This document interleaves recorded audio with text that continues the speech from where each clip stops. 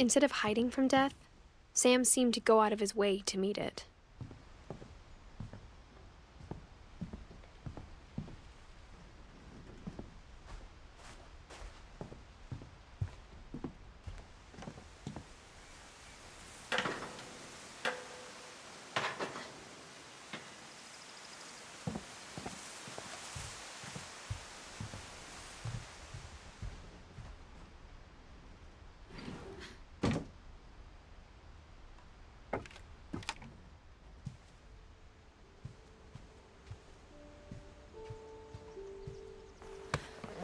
After Sam died, my mom and Edie got really close. They'd both lost a lot.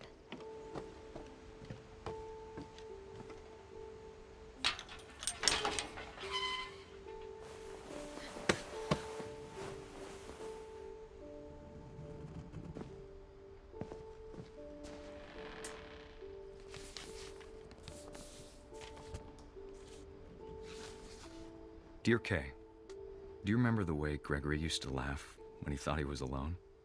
Like something funny was happening, but only he could see it.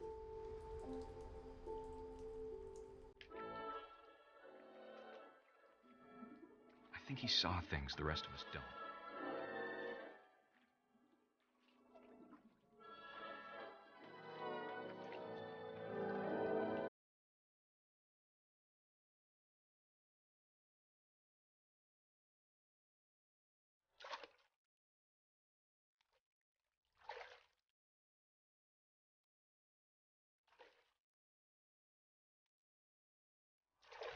Watching over, Gregory. It's time to...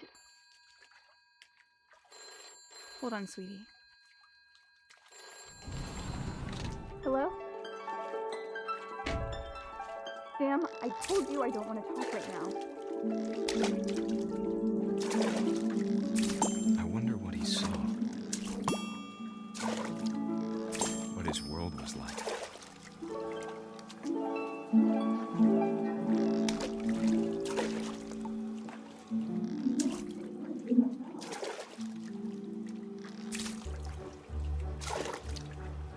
You reminded me so much of Calvin.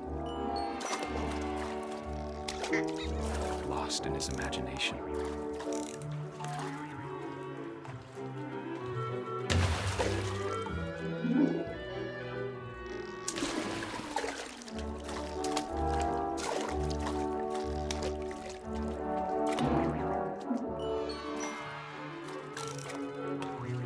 I know how silly it sounds.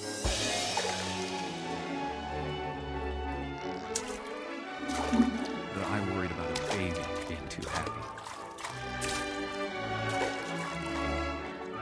But I could feel him slipping away. Sorry about that, Gregory. I know you did everything you could. Maybe if I hadn't called that night. Damn it. I wish he could have told us about the world he saw.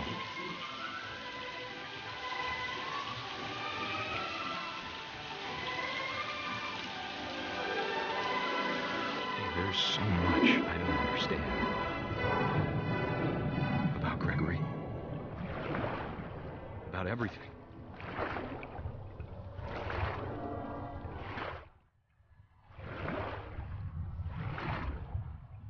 But I know what happened wasn't your fault.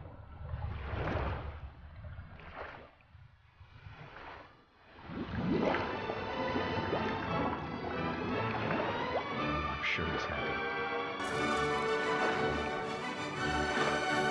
And he'd want you to be happy too. Good luck, Kay. Love, Sam.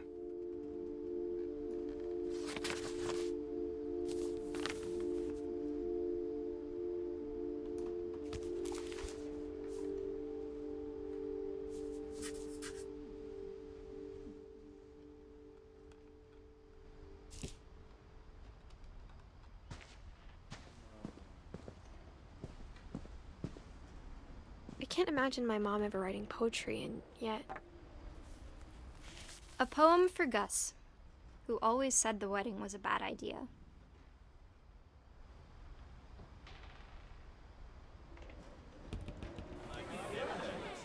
Our father never hit us kids, at least not very hard, before the day my brother said with teenage disregard that he'd be dead before he'd see a wedding in our yard.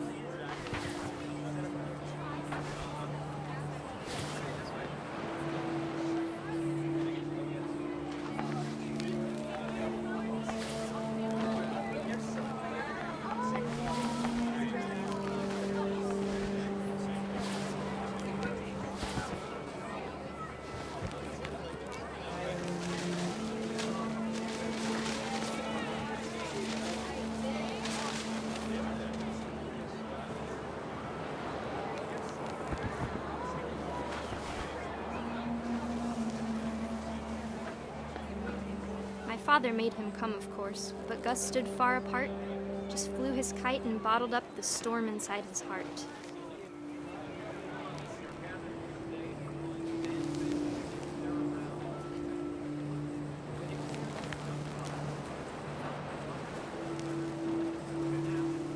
I tried to talk him out of it, but though he'd never met her, "We don't need a stepmom," were the words that I now remembered. pronounce you husband and wife. You may kiss the bride.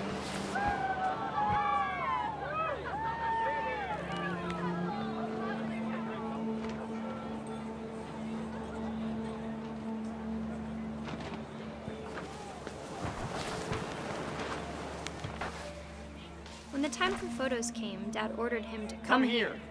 But Gus declined, and as a sign held up his middle finger.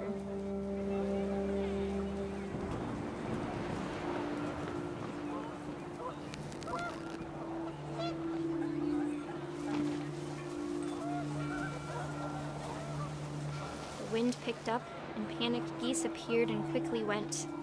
But all the humans did that day was go inside the tent.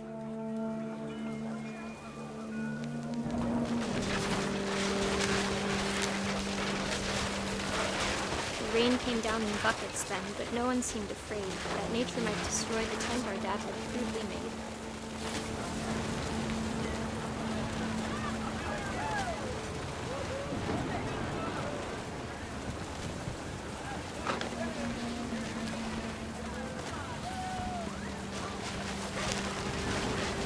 The thunder sounded much too close and full of angry power. But all my father said to this was, "Make the music louder."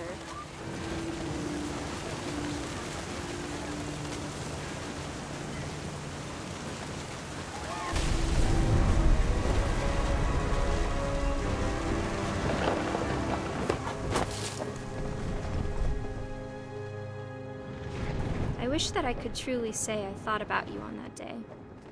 Out there on the beach alone, just you, the wind, the sea, and foam. But I didn't, until we found you.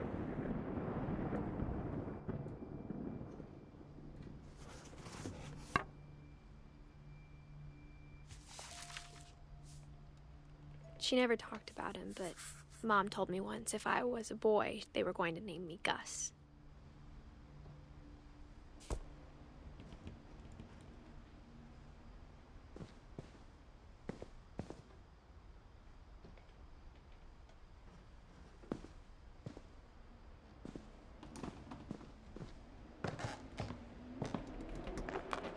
My mom moved up to the loft after her brothers died. At the time, it was as far away as she could get.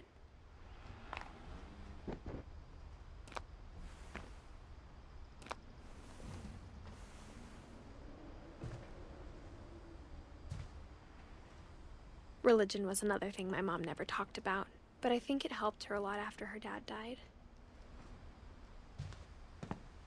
She spent a summer building houses in Calcutta, where she met my dad, Sanjay.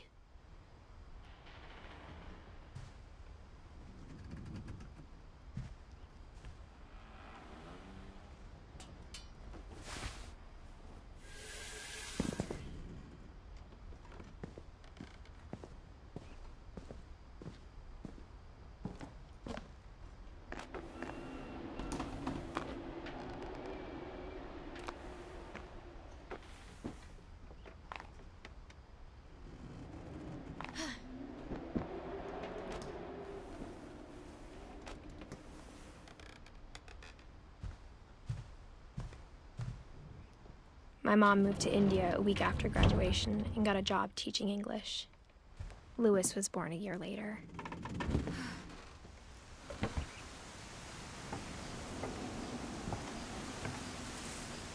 When my dad died, I don't think Mom knew where else to go.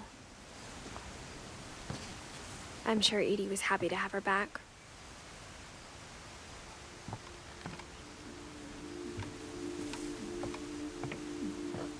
The house had to get a little bigger, but Edie was used to that. And for a while, things were good. Almost normal, but it didn't last.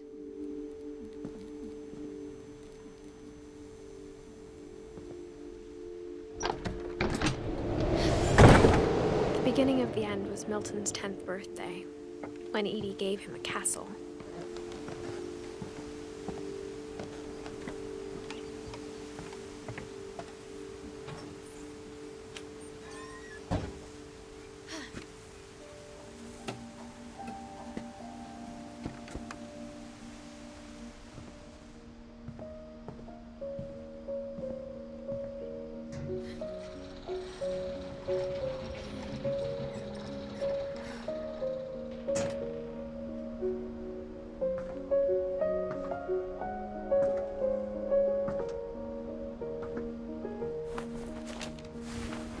Milton Finch in The Magic Paintbrush.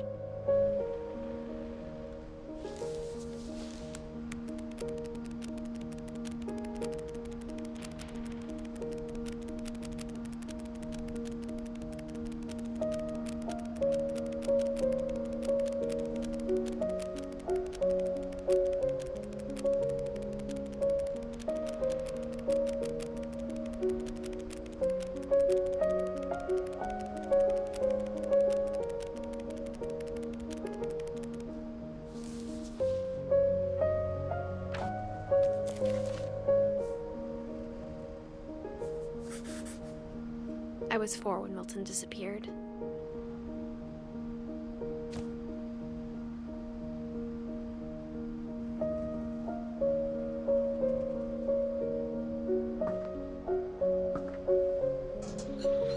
Mom spent months searching for my brother. Then she sealed the doors.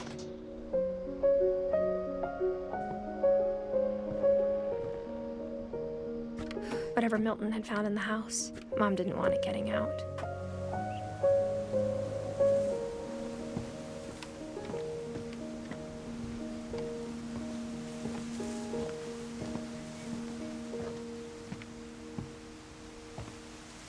Mom definitely blamed Edie, but I think Lewis blamed himself. After he graduated, he just spent more and more time in his room, until Mom got him a job at the cannery.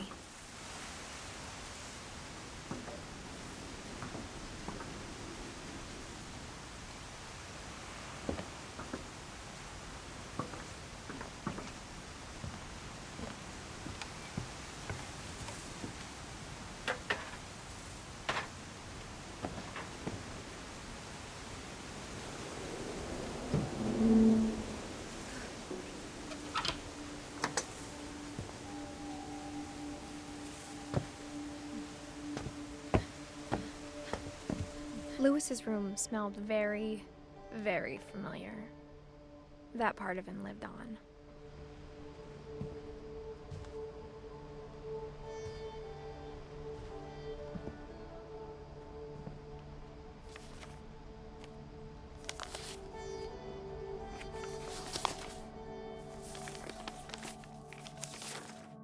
Dear Mrs. Finch, as Lewis's psychiatrist, I can understand your desire for an explanation. As I see it, the trouble began in January, shortly after we convinced your son to seek treatment for substance abuse. Newly sober, I believe Lewis first noticed the monotony of his daily life.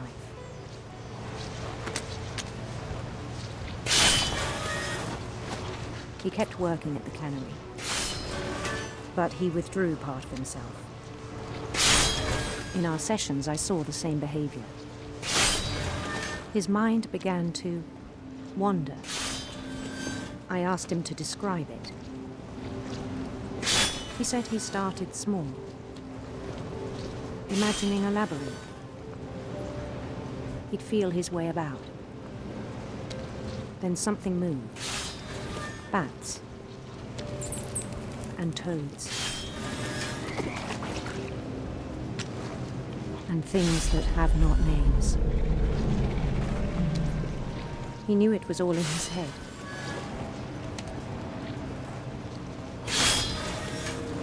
But he took it very seriously. I had hoped he'd find himself.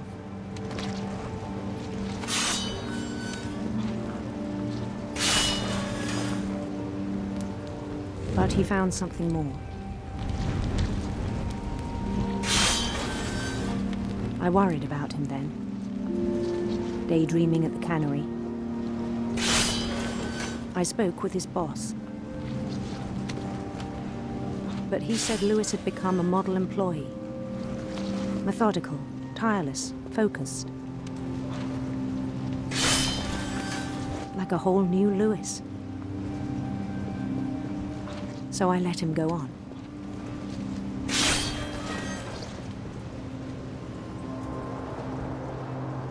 I even encouraged him. It seemed very promising at first. He told me he'd made a new friend.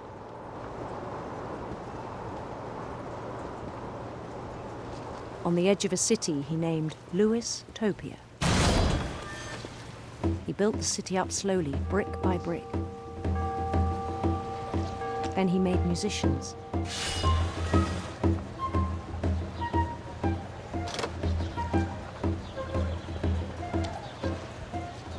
And songs for them to play. He talked about starting a band. And he was always humming something. Every day his imagination grew stronger.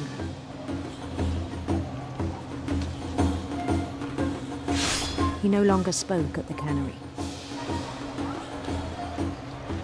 But his chopping was as reliable as ever. Then one day it struck him that all the cheering crowds, even the stones under his feet, were all in his imagination. So he could do whatever he wished.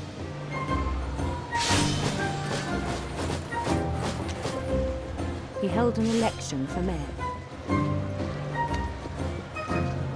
And he won. They begged him to stay, but his mind was already wandering. It became a game for him.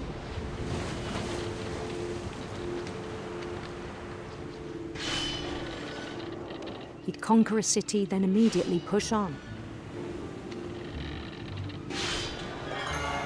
New Louisville.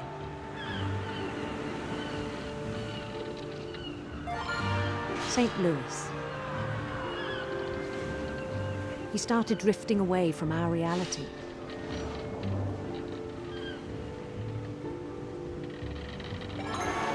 Minneapolis, until one day he forgot to go home from the cannery. Even as his mother pleaded with him, part of Lewis kept sailing on.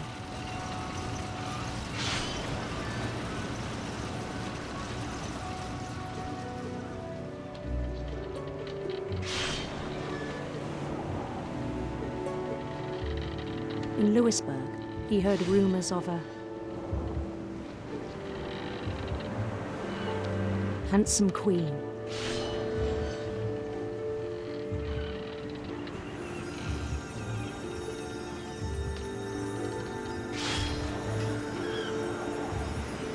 The queen was on her own quest for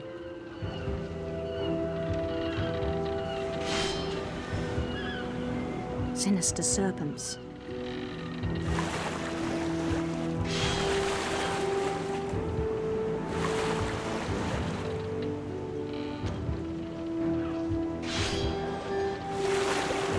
He followed the sound of her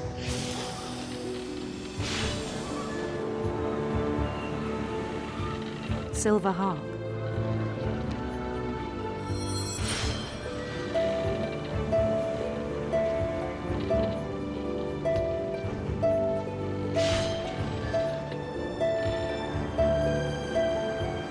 His chase led him to a golden palace east of the sun and west of the moon. Even then, his logic remained sound. He knew the world was all in his imagination.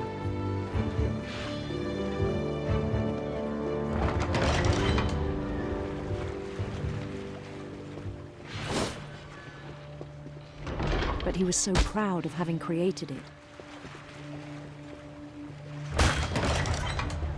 In his own eyes, he'd become something greater than a king.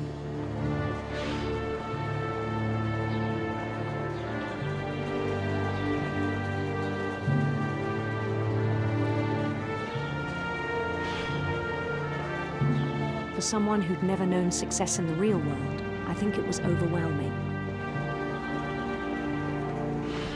And then it struck him that the real Lewis was not the one chopping salmon, but the one climbing the steps of a golden palace.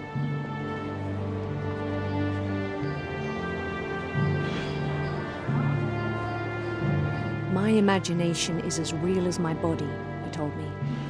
It was hard to argue with him.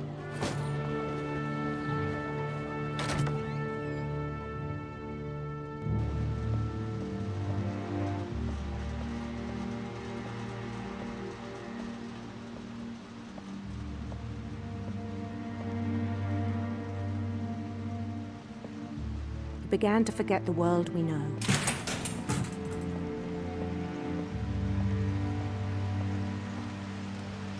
I think it pained him to remember Lewis, the cannery worker.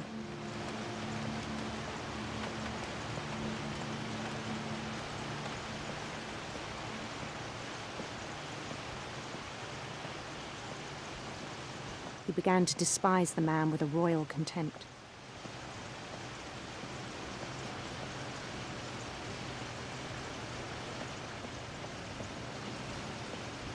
I still thought I could save him.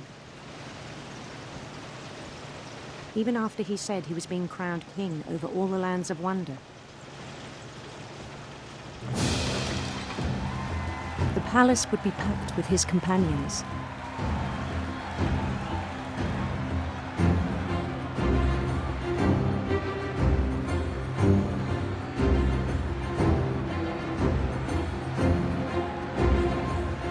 Including the wise Calico who'd insisted on inviting him.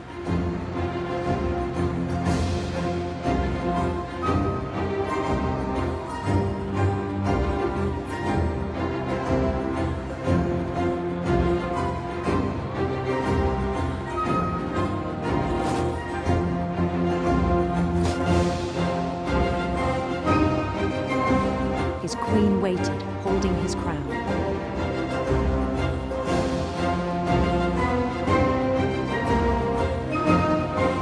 There was only one thing left to do.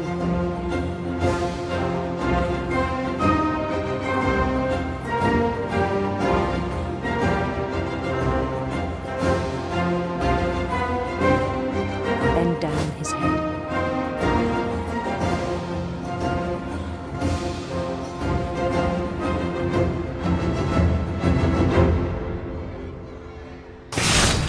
And the rest I think you know. Mrs. Finch, your son was a kind man who will be missed by all of us who knew him.